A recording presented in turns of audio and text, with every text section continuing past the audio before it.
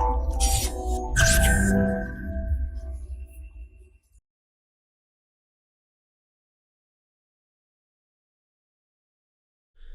Friends, this is Gautam Pandey coming up with the next round of news simplified. तो आज के video में हम बात करेंगे डिजिटल रुपीज़ के बारे में और साथ ही साथ ये भी समझेंगे why do we need it. तो फर्स्ट ऑफ ऑल जरा देखते हैं आखिर ये डिजिटल रुपीज़ आखिर न्यूज में क्यों है।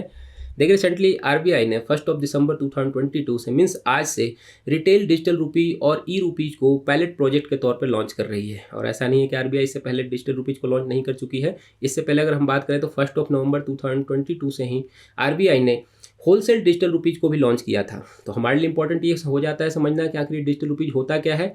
तो इस वीडियो में हम इन सारी बातों को डिस्कस करेंगे, समझेंगे डिजिटल रुपीज़ आखिर होता क्या है, आखिर ये जो करंट का हम जो डिजिटल फॉर्म बात करते हैं उससे कैसे डिफरेंट है, और लास्टली ये भी समझेंगे हमें इसकी ज़रूरत क्यों है, मीन्स ये फंक्शन कैसे करता है। उन सारी बातों को भी इस वीडियो में हम डिस्कस करेंगे। तो आगे बढ़ते हैं, पहले जरा न्यूज़ को डिस्कस करते हैं। देखिए, अगर बात करें जैसा कि हमने कहा कि आरबीआई में 1 दिसंबर 2022 से रिटेल डिजिटल रुपीज़ को पायलट प्रोजेक्ट के तौर पर लॉन्च कर रही है। और ऐसा नहीं है कि आरबीआई ने इससे पहले इसका अनाउंस नहीं किया था। अगर हम बात करें तो फिनांस मिनिस्टर ने फिनेंशियल बजट जो थी हमारी बजट स्पीच उसमें कहा था कि आने वाले दिनों में आरबीआई जल्द ही डिजिटल रुपीज़ ई रुपीज़ को लॉन्च कर सकती है। उसी के बिहाफ पर देख रहे हैं हम कि आरबीआई डिजिटल रुपी को लॉन्च कर रही है 1 दिसंबर 2022 से। स्टार्टिंग में अगर हम बात करें तो आरबीआई 4 बैंक पार्टनर के साथ मिलकर इसे लॉन्च कर रही है। इसमें शामिल हैं भारतीय state bank means state bank of India है, आईसीआईसीआई बैंक है, यस बैंक और आईडीएफसी फर्स्ट बैंक है। स्टार्टिंग में इसे सिर्फ और सिर्फ 4 प्लेसेज पे लॉन्च किया जाएगा क्योंकि ये पायलट प्रोजेक्ट के तौर पर लॉन्च किया जा रहा है। स्टार्टिंग में इसमें मुंबई हो गए, न्यू दिल्ली, भुवनेश्वर और बेंगलुरु में इसे लॉन्च किया जाएगा। तो ये पूरा का पूरा ये न्यूज़ है। अब जरा हम समझते हैं कि जो डिजिटल रुपी है वो क्या है, उसको जरा समझते हैं। क्योंकि अभी तक हमारे दिमाग में क्या होता था कि जैसे डिजिटल रुपी की बात होती है तो हम जो भीम यूपीआई यूज कर रहे होते हैं या गूगल पे वगैरह जो यूज कर रहे होते हैं या जितने भी डिजिटल वॉलेट यूज कर रहे होते हैं उसे ही हम डिजिटल मनी के तौर पर कंसीडर करते हैं, मीन्स ई मनी के तौर पर कंसीडर करते हैं।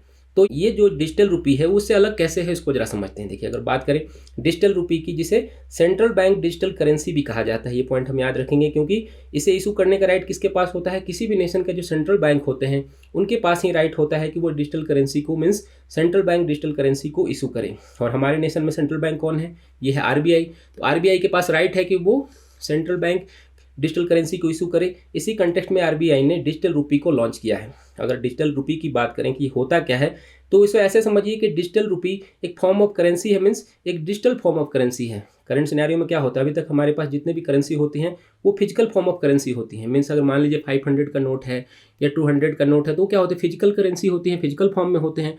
बट जो आरबीआई डिजिटल रुपी लॉन्च कर रही है वो डिजिटल करेंसी के तौर पर होगा, उसका कोई फिजिकल प्रेजेंस नहीं होगा। तो आप बोल सकते हैं भाई कि सर जो हमारे पास जो गूगल पे में बैलेंस होता है अकाउंट में वो भी तो डिजिटल रुपी है क्योंकि उसका भी तो कोई फिजिकल प्रेजेंस होता नहीं है।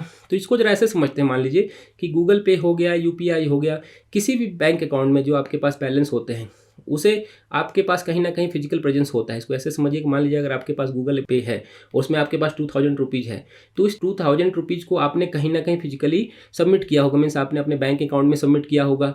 और कहीं ना कहीं उसका मान लीजिए आपके अकाउंट में तो सिर्फ डिजिटली दिख रहा है बट उसका फिजिकल प्रेजेंस ऑलरेडी कहीं ना कहीं होगा। हो सकता है आपके बैंक के पास हो या आरबीआई के पास हो, बट उसका फिजिकल प्रेजेंस होगा। बट जो करंट की डिजिटल रुपीज़ की बात की जा रही है इसमें किसी तरह का कोई फिजिकल प्रेजेंस नहीं होगा। ये पॉइंट समझना जरूरी है क्योंकि अभी हम क्या कर रहे हैं, जैसा कि आरबीआई के पास हो सकता है 2000 रुपीज़ आपके रखे हुए हैं, जो आपके गूगल पे में बैलेंस दिख रहा है आपके बैंक के पास रखे हो सकते हैं। तो ये समझना जरूरी है कि जो ये नया डिजिटल रुपी की बात की जा रही है उसका कोई फिजिकल प्रेजेंस नहीं होने वाला है, सिर्फ और सिर्फ डिजिटल प्रेजेंस होने वाला है। मीन्स आरबीआई एक ऐसा डिजिटल टोकन इशू कर रही है जिसे लीगल टेंडर प्रोवाइड किया जाएगा। अभी तक क्या होता है, जैसे कि मान लीजिए हमारे पास 50 रुपीज़ का नोट हो, 100 रुपीज़ का नोट हो, 500 का नोट हो, तो सबके क्या होते हैं, फिजिकल करेंसी होती है, मीन्स उनका फिजिकल प्रेजेंस होता है। अब हमारे पास सेम डिनोमिनेशन का समझिए कि डिजिटल टोकन होगा। यहाँ पर ये ध्यान रखने वाली बात है कि जो सेंट्रल बैंक डिजिटल करेंसी को इशू कर रही है, डिजिटल रुपी को इशू कर रही है, ये टाइप ऑफ क्रिप्टो करेंसी है, क्रिप्टो करेंसी नहीं है। क्योंकि यहाँ पर कन्फ्यूजन हो सकता है कि आप बोल सकते हैं कि भाई जो क्रिप्टो करेंसी है सर वही तो डिजिटल रुपी है, तो क्या मीन्स आरबीआई नया क्रिप्टो करेंसी इशू कर रही है, जारी कर रही है? ऐसा बिल्कुल नहीं है। ये टाइप ऑफ क्रिप्टो करेंसी आप बोल सकते हैं, क्रिप्टो करेंसी नहीं कहेंगे क्योंकि क्रिप्टो करेंसी में क्या होता है, उसकी जो वैल्यू होती है, जो डिनोमिनेशन होता है वो चेंज होता रहता है। हो सकता है कि आज किसी क्रिप्टो करेंसी की कीमत हो सकती है 1000 रुपीज़ हो, बट जो नया रुपी जारी किया जा रहा है, डिजिटल रुपी जारी किया जा रहा है आरबीआई की तरफ से, उसका जो डिनोमिनेशन होगा वो फिक्स होगा। मीन्स अगर आपके पास 50 रुपीज़ का ई रुपीज़ है तो उसकी कीमत हमेशा ही 50 रुपीज़ ही रहेगी, वो कभी चेंज नहीं होगी। ये समझना जरूरी है। तो अब जरा आगे बढ़ते हैं और समझते हैं कि आखिर ये फंक्शन कैसे करेगा, वर्क कैसे करेगा। देखिए, अकॉर्डिंग टू अगर आरबीआई बात करें तो जो डिजिटल रुपी है या जो ई रुपी है वो कस्टमर और मर्चेंट के बीच में जो भी इंटरमीडियरी बैंक होंगी उनके थ्रू ट्रांसफ़र किया जाएगा। करंट में क्या होता है कि आपके पास कोई मान लीजिए गूगल पे है, भीम यूपीआई है, आप सिमिलरली जाते हैं और कहीं पे कोई स्कैन करके वहाँ पर पेमेंट कर देते हैं। तो सिमिलर पूरा का पूरा फंक्शन समझिए वैसा ही होगा। डिफरेंसेस सिर्फ और सिर्फ इतना होगा कि जो पैसे आप ट्रांसफ़र कर रहे हैं उसका किसी तरह का कोई फिजिकल प्रेजेंस नहीं होगा। मीन्स अगर 2000 रुपये आप ट्रांसफ़र कर रहे हैं किसी को मर्चेंट को तो उसका कोई फिजिकल प्रेजेंस नहीं होगा, जस्ट लाइक वो सिर्फ और सिर्फ डिजिटली होगा। ये इंपॉर्टेंट समझना जरूरी है। तो पूरा का पूरा फंक्शन जो है आने वाले दिनों में और भी क्लियर हो जाएगा कि आरबीआई कैसे यूज कर रही है, इसे कैसे लोगों तक पहुंचा रही है। इसमें भी बेसिकली वही होगा जैसे हम स्मार्टफोन यूज करते हैं या फिर अदर डिवाइसेज वगैरह यूज करते हैं, उसी को यूज करके हम डिजिटल वॉलेट के थ्रू अपने जो डिजिटल रुपी होंगे उसे ट्रांसफ़र कर पाएंगे, उससे किसी चीज़ को परचेज कर पाएंगे। तो पूरा का पूरा फंक्शन क्या होगा, सिमिलर होगा।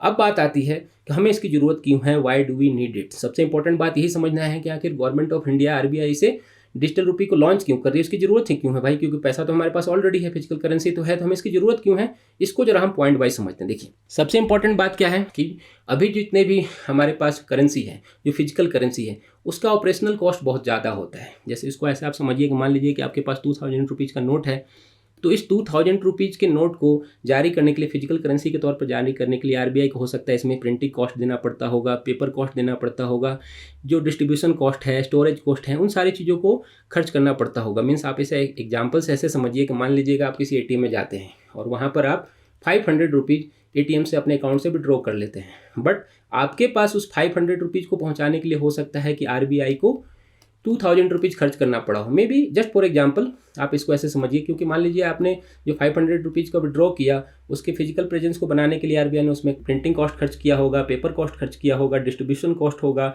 ऑपरेशनल कॉस्ट होगा, मीन्स आपके पास पहुंचाने का जो कॉस्ट होगा, एटीएम का जो कॉस्ट होगा, उन सब सारी चीज़ों को आप जोड़ दीजिए तो मे भी हो सकता है इसके प्राइसेज 2000 से भी ज़्यादा हो। मीन्स आप उसे इमेज नहीं कर सकते हैं कि आरबीआई फिजिकल करेंसी को आपके पास पहुँचाने के लिए कितना पैसा बेयर करती है।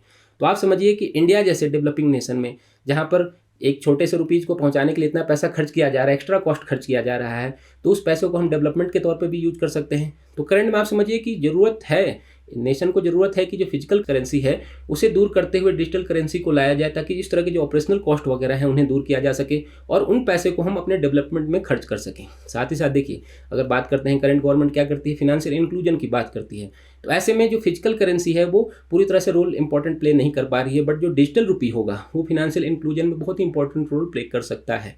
और साथ ही साथ करंट सिनेरियो में क्या होता है, मान लीजिए जो फिजिकल प्रेजेंस होता है करेंसी का, उसमें जो मनी लॉन्ड्रिंग वगैरह आपने देखा होगा, टेरर फंडिंग वगैरह है या टैक्स की जो चोरी है वो बहुत आसानी से हो जाती है। क्योंकि मान लीजिए आपके पास जो 2000 का नोट है, कोई ज़रूरत नहीं है कि उसमें किसी तरह का कोई ट्रैकर लगा हुआ है, कोई करोड़ों रुपए ट्रांसफर कर रहा है इधर से उधर, टेरर फंडिंग कर रहा है, तो वहाँ पर ट्रैक करना आसान नहीं होता, मीन्स उसे ट्रेस करना आसान नहीं होता। टैक्स का जो चोरी है, टैक्स इविजन है, वो भी बड़ी आसानी से हो जाता है, क्योंकि आपके पास फिजिकल तौर पे घर में पैसा रखा हुआ है, आरबीआई घर घर जाके तो चेक कर नहीं सकती है या पुलिस कर चेक नहीं कर सकती है, मीन्स किसी तरह का कोई ट्रैकिंग रिकॉर्ड नहीं होता है। तो ऐसे में आप समझिए जो डिजिटल करेंसी होगा वो पूरी तरह से ट्रैक करने योग्य होगा, मीन्स उसे आसानी से ट्रैक किया जा सकता है। अगर आप मान लीजिए किसी को पैसे ट्रांसफर करते हैं करोड़ों में या कोई भी इलीगल ट्रांसफर करते हैं, तो आसानी से आरबीआई या गवर्नमेंट उसे ट्रैक कर पाएंगी और आपकी जो ये सारी जो प्रॉब्लम है, जो टेरर फंडिंग वाली, टैक्स चोरी वाली, उन्हें सॉर्ट आउट किया जा सकेगा। साथ ही साथ आप समझिए कि जो भ्रांतियां हैं समाज में अभी तक क्या है, करंट सिनेरियो में क्या होता है, बहुत सारे लोग ऐसे भी हैं जो प्राइवेट कंपनी है, मान लीजिए गूगल या फिर कोई पेटीएम वगैरह है, तो उसको यूज नहीं करते। उनको लगता है कि भाई हो सकता है उनके पैसा लेके गायब हो जाए, भाग जाए। तो ऐसी सिचुएशन में अगर मान लीजिए गवर्नमेंट प्रॉपर तरीके से डिजिटल करेंसी को जारी करती है, इशू करती है, तो लोगों का भरोसा भी बनेगा और साथ ही साथ फ्यूचर के लिए, जैसा कि पायलट प्रोजेक्ट के तौर पे लॉन्च किया जा रहा है, तो एक टेस्ट भी हो जाएगा कि क्या नेशन हमारा जो है वो डिजिटल करेंसी के लिए, डिजिटल रुपी के लिए तैयार है या नहीं है। तो ओवरऑल तरीके से समझिए बहुत ही इंपॉर्टेंट होने वाला है आने वाले दिनों में ये। अगर जैसे ही डिजिटल रुपी एक बार पूरी तरह से ऑपरेशनल हो जाता है तो हमें बहुत सारी प्रॉब्लम से मुक्ति मिल जाएगी। तो होप आपको ये वीडियो समझ में आया होगा। Thanks for watching.